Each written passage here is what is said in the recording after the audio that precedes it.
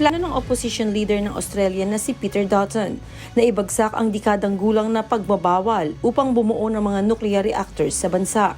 Ayon kay Dutton, magbibigay ang nuclear power ng mas mura, mas malinis at tuloy-tuloy na alternatibo kumpara sa coal power at iba pang plano ng kasalukuyang administrasyon tungo sa net zero carbon emissions ng bansa sa taong 2050. Tinatayang magkakahalaga ng $300 billion ang nasabing proyekto, kung saan magpapatayo ng 5 malalaking nuclear reactor at 2 maliliit na modular nuclear reactor sa 7 sites sa New South Wales, Queensland, Victoria, South at Western Australia. Inaasahan ng koalisyon na mas mura ng $263 billion ang kanilang plano kumpara sa plano ng kasalukuyang administrasyon. Subalit ayon sa Commonwealth Scientific and Industrial Research Organization, ito ay magkakahalaga ng doble kaysa sa mga renewable energy.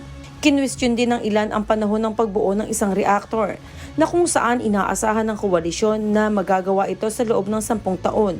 Subalit ayon sa CSIRO, ang paggawa ng isang reactor ay maaaring umabot sa 15 taon. Kasalukuyang ipinagbabawal sa Australia ang mga nasabing klase ng reactors, kung kaya't kinakailangang ipabasura muna ng coalition ang ilang mga batas upang maitayo ang kanilang iminungkahing nuclear power plant. Early Briones, humahataw sa balita ngayon.